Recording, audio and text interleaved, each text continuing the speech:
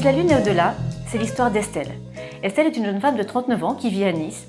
Elle mène une vie sans souci auprès d'un mari un peu distant, d'un adolescent un peu trop nonchalant et d'un bulldog hyperactif prénommé Morito.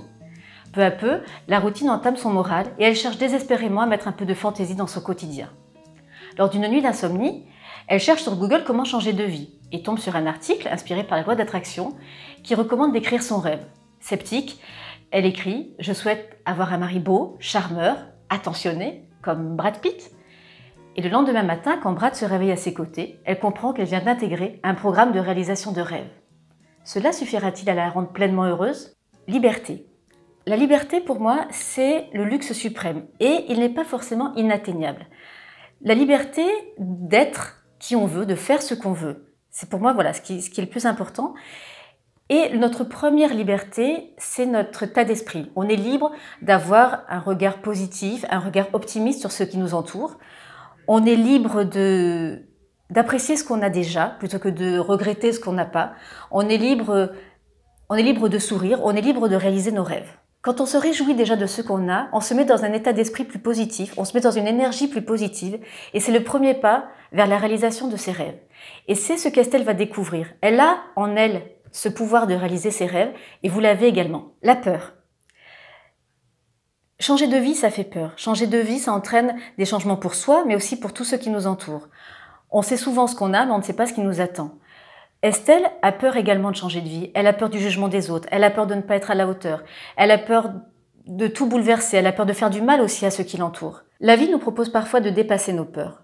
Il s'agit alors de les affronter, de les regarder avec du recul et de leur sourire. Parce que le sourire ne peut pas aller avec la peur. Ce sont deux sentiments qui ne peuvent pas coexister dans le cerveau. Et on arrive souvent à les dépasser. On ressent alors une fierté et une reconnaissance pour nous-mêmes, pour ce qu'on a réussi à dépasser. Comédie.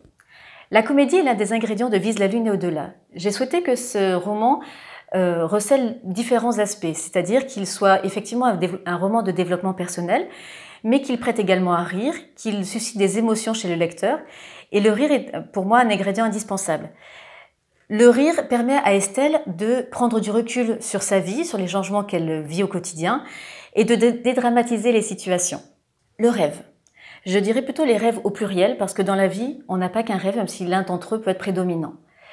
Walt Disney disait « Si tu peux le rêver, tu peux le faire ». Et en effet, c'est la première étape du changement. C'est d'ailleurs la théorie de la loi de l'attraction qui s'inspire de ce phénomène. La loi de l'attraction précise que pour avoir un rêve, pour réaliser un projet, il faut commencer par l'imaginer dans ses moindres détails, en y associant d'abord tous nos sens, mais aussi en ressentant déjà de la reconnaissance et de la gratitude pour ce qu'on a déjà acquis. Il faut imaginer que c'est déjà en nous. Certaines personnes, comme Estelle, pensent ne pas avoir de rêve, elles n'ont pas de vrai projet. Et elles ne savent pas du coup par quoi commencer à changer de vie. Et ce que je conseille dans ces cas-là, c'est de vous demander dans quelle situation ou dans quelle action vous vous sentez pleinement à votre place, dans quelle situation vous vous sentez pleinement vibrer, vous êtes pleinement vous-même. Et là, c'est le début déjà de la réponse à votre question.